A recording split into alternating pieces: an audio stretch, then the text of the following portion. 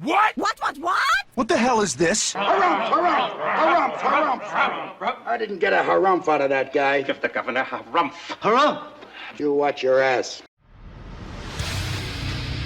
I see you shiver with anticipation. Let the show begin. Hey everybody, this is David Heretic coming at you with another edition of Reactions, Reviews, and Rants. And tonight... Alright, we're coming back to Judas Priest. Yes, indeed, Judas Priest fans, feeling you. Come on now. Here we go. Before we go any further, for those of you who are feeling inclined to doing all of the clicks and the likes and the bibbidi-bobbidi-bob, do me a favor. Before you do all that stuff, please watch the whole video first, okay? Give me a chance to actually earn those clicks and likes. Now, after the video's done, if you still feel like doing all those clicks and likes, then by all means, feel free to click away. This comes as a request from Adrian Bumbarov, and it was also the winner of the Patreon request prioritization poll, winning with 58% of the vote, moving it from number 673 in the queue straight up to number 1. So yes, indeed, ladies and gentlemen, your voice, your vote does matter. They all want to see me react to this. It is Judas Priest with the song that, in my personal opinion, is probably their opus. This is probably one of the greatest songs that Judas Priest has ever written, in my opinion. I'm talking about the classic Judas Priest tune, Victim of Changes. Now, have I heard the song before? Full disclosure, yes. Yes, I have. I have heard this song. This is probably the third most played Judas Priest song in the history of my listening to music. This is right up there with You Got Another Thing Coming, and gosh, what would be my third one? You Got Another Thing Coming would be first. Tough call. Probably. Okay, this is a weird one, but I love this tune. Solar Angels. I love that song, man. Every time I put that album on, every time I put on Point of Entry, I listen to that tune. I will listen to it at least 2 or 3 times. I'll rewind and listen to it again and again and again. I love those 3 songs, man. Those are my top 3. So I love this tune. I have played this tune. Believe it or not, I've sang this tune several times. It is not an easy song to sing, but I have a lot of fun singing it, man. It is a great tune. So yeah, I'm familiar with it. Now, having said that, from what I understand, what Adrian requested, this is a live performance. So, look, I can't base my reaction on the song, unfortunately. I am going to be having to base my reaction completely on the live, on what we see, and not a whole lot, if at all, on what we hear. It's going to be very, very little as far as what we hear. I'm going to be basing my score of like 98% of my reaction on my score is going to be based on the visuals, the stage presence, stage interaction. Try that again. Stage performance, stage energy, stage interaction, crowd interaction, production, and showmanship. That's what I'm going to be really basing my reaction and my scoring on. So please keep that in mind. Let's see. This was posted by Judas Priest. Surprise, surprise. And the video has 2.6 million views. It'll get you there. Other than that, there's really nothing else left to say. Link to the original video will be down below in the video description for your viewing pleasure at your leisure. Let's get started. What do you say? Are you ready? Are you ready? Because here we go. All right, here we go. Judas Priest, Victim of Changes, live at the Seminole Hard Rock Arena. Cool. 10:25. That seems long to me. I thought Victim of Changes was like 7.5 to 7:45. So there's like an extra 3 minutes here. What is going on? I guess we'll have to find out. All right, let's do this. Let's do this!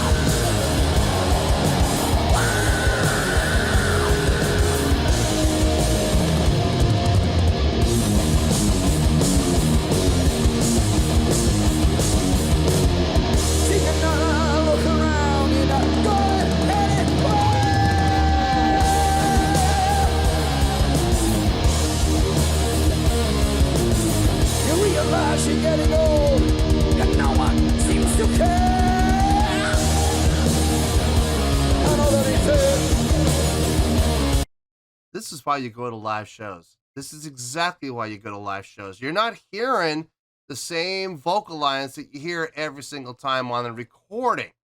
See, when you listen to the studio recording, you listen to this, there's some very noticeable differences in Rob's approach and in the notational selection. This is why you go to live shows, so you can have those variations. Look, if you want to go to a live show, you want to hear the band play the song note for note, beat for beat, tone for tone, word for word, everything exactly like the album recording, just stay home and listen to the studio recording. There you go, I love going to live shows like this where there's always going to be those little variations because you're going to get those special things that you're only going to get to hear at that particular show. And it's really cool, man. I like what he's doing here vocally. I do. I like some of the variations he's doing. Some of the liberties he's taking. Sounds really good. Watching Glenn and KK play together, always a good time. Ian Hill, I swear, that man does not get the credit that he deserves. One of the best solid rock bass players in heavy metal and in rock in general. He doesn't do anything flashy. He doesn't do anything fancy. He doesn't do anything to draw attention to himself, but you could absolutely set your watch to his playing. He is absolutely rock solid. And he's one of my favorite bass players in the world of rock and metal. He really is. He really knows how to just lay it down, keep it simple and super effective, and just absolutely crack your ribs with his bass lines. I love it. I love everything he does. Anyway, let's keep going here.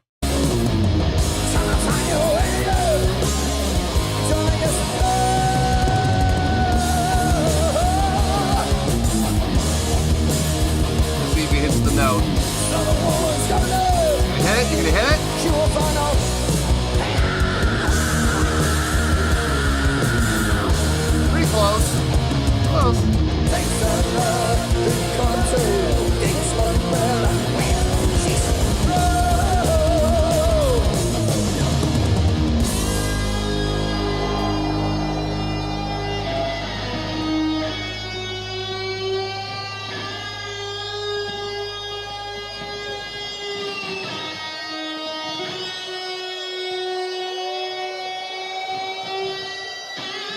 Those bends.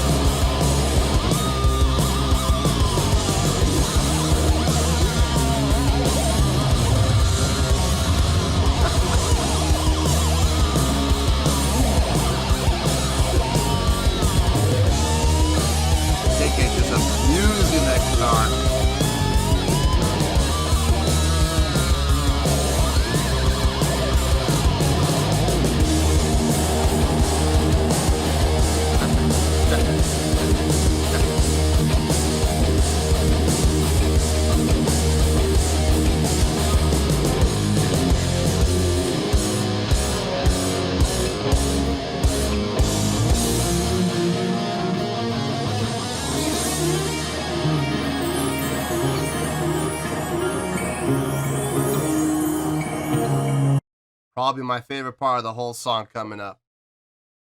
The breakdown section here. Yeah. Guitar solos, fun. KK just using that guitar like it owed him money. That was great to see.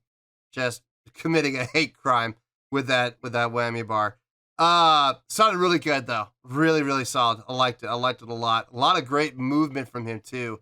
Some great stage energy from him. Some great showmanship from him. In the meantime, we got Glenn and Ian back there interacting with each other next to each other. That's always good to see. Always good to see some interaction on stage. We're checking off all the boxes. There's only one box that I have to see checked. And hopefully we will get that box checked. I'm really hoping for it. We still got about 4 minutes to go. So we're going to be okay, I hope. All right, let's see what happens here. Back up a little bit. Yeah.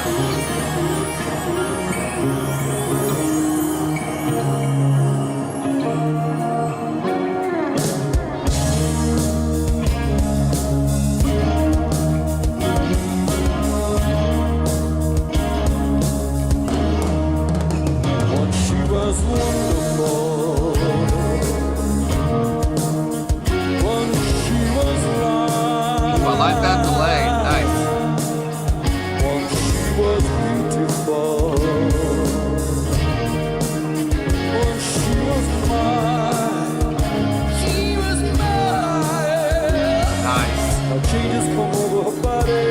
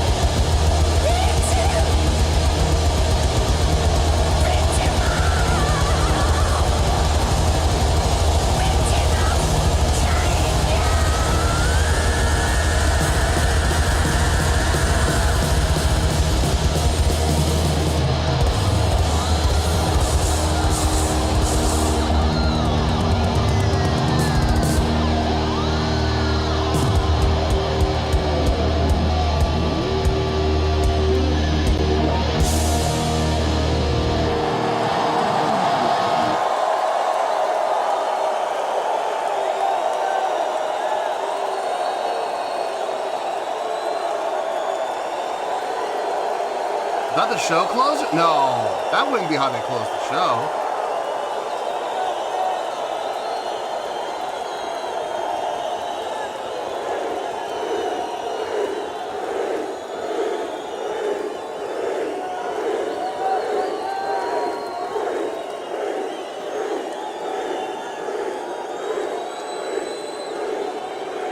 That's the end of the show. Yeah. And then they all leave, and then the crowd makes a bunch of noise, and 30 seconds later, they'll come back out. Oh, you want a little more? You know, kind of thing. Yeah, we know how that goes. Okay. Did we check off all the boxes?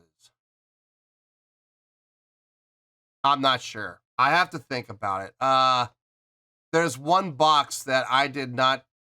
Well, maybe I did. I don't know. Let me think about it. They may have checked the box. I'm not sure, but I mean, out of the 6 boxes, they well, okay, production. They've never been a production-based band, so I'm not really all that worried about that. But there is a box that I'm not sure out of the main 5 that they checked or not. So I need to think about it. Let me get my thoughts together. I'll see you in the review, and we'll talk about it. Well, there you go, folks. That was Judas Priest with, in my opinion, probably their opus, probably one of the greatest songs they've ever written. A live performance of Victim of Changes. This was a request from Adrian Bombarov, and it was also the winner of the Patreon request prioritization poll, winning with 58% of the vote. Moving up for number 673 in the queue, straight up to number 1. So yes, indeed, ladies and gentlemen, your voice, your vote does matter. Okay, before I give my score, I need to be very clear about this because I'm going to be talking this song up a lot. Because this is one of my top 3 favorite songs by Judas Priest. My favorite recording of this song is on Unleashed in the East. I love that recording. I do. That recording of this song is just chef's kiss. Love that recording. I've heard a lot of other live performances of this song by Judas Priest. I have a whole bunch of bootlegs. What's the matter with you? And I'm not saying how I got them, but I got them, and I watch them every once in a while. I'll pop one of them in from like 82 or 83 or 85. And I'll watch them, and I'm just like, yeah, this is great. I love this. And every time they play this song, I dig this tune. But Unleashed in the East, in my personal opinion, is the best recording of this song. Love that. I love that recording, and I will listen to that frequently. So I'm very familiar with the song, and like I said, I've heard the song many times. I've played the song many times. I've even sang the song a few times. Not as much as I've played it, but I on the bass, but I have sang it a few times, and it is not an easy song to sing, let me tell you. Having said that, because I am familiar with the song, I can't do an honest reaction to the song itself, okay? So unfortunately, and this is going to be key here, folks. I really need you to hear me on this. The song itself is a non-factor in this. Unfortunately, the songwriting, the arrangement, it's a non-factor, okay?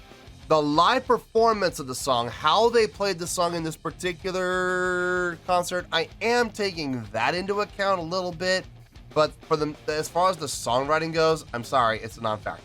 I'm basing most of my score, about 95% of my score, honestly, I am basing it on the visuals, the live performance, what we saw. So the stage presence, stage energy, stage interaction, crowd interaction, showmanship, production. That's what I'm really basing it on more than anything else, okay? So please keep that in mind. Having said all of that, out of a possible 5 stars, I am going to give that... No, I'm going to stick with it. I'm going to give it 4 stars. Yep, 4 out of 5 stars. I feel good about that score. Let me tell you why. Why? Okay, like I said, the song put it aside. If I had never heard the song before, this was my first time hearing the song, this would be 5 stars all day long, okay? If I took the song into account at all, this would be 5 stars all day long. But, unfortunately, like I said, the song's a non-factor. Now, having said that, watching this live performance, this was a nice performance. It really was. You look at everything that they did on stage. Did they check off all the boxes? Let's go down the list. Let's find out if they did, okay? Stage presence, check. Oh yeah, they have the stage presence without question. Stage energy, check. Yeah, a lot of movement and motion around that stage. Liked it. I really like seeing that. Stage interaction, check. Right before they even played a note, Glenn and KK came up to the front and interacted with each other. A lot of fun to see that. While KK was doing a solo, Glenn went back and interacted with Ian. I got no problem with anything we saw there. We checked off the box and we had that stage interaction. Good. Crowd interaction. We're gonna get back to that one. The big one. I know. We're gonna get back to it. Showmanship. Check. Oh yeah. Were you watching KK during his solo? He was putting on a show, man. He absolutely was. A lot of fun to watch him solo with that. Production. Not really. But look. Out of the 6 boxes I look for, that's number 6. That's at the bottom of the list, and it's like 1, 2, 3, 4, 5, 6. You know, it's way at the bottom. Unless you're a production-based band. Now, if you're a production-based band and you rely on your production to put on the stage show, then your production better be top-notch. You know, it better be. But Judas Priest has never been known as a band who relies on production, so not really necessary. Their light show was great. I will say that their light show was fun to watch. It was very fitting for the style of the song. So yeah, I'll check that box. Okay, here was my one question mark, and this is where I was having a little bit of an issue. Crowd interaction. Did we have any? I think about the performance I just watched. I was really thinking about it, and I kept analyzing it while I was seeing. Do we have crowd interaction? We do, but it's very small, and it's right at the beginning and right at the end. But we do have it. So the check is there in the box. It's very light. It's like someone took the pencil with every other check box and they went check, check, check, check. And they got to this box and they were like, check. You know, it's very light, but it is check, okay?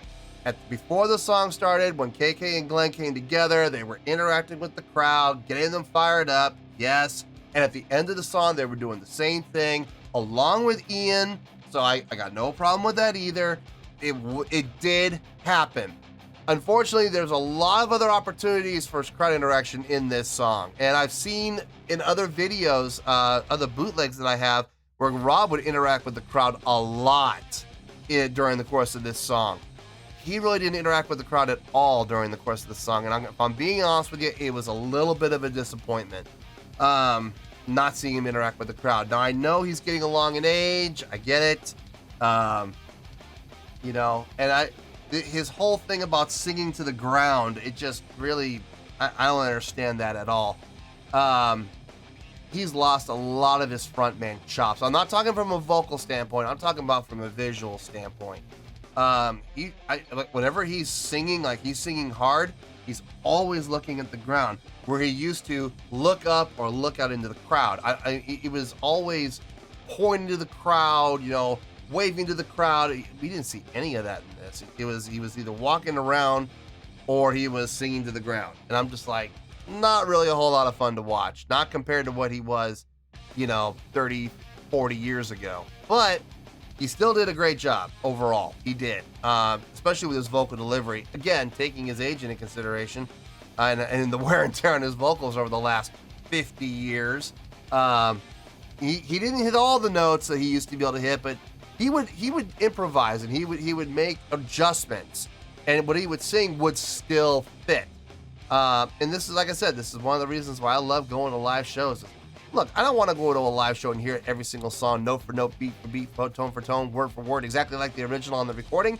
Because if that's what's going to happen, I'll stay home, I'll save my $150 to $200 a ticket, and I'll sit at home and I'll listen to it for free, you know?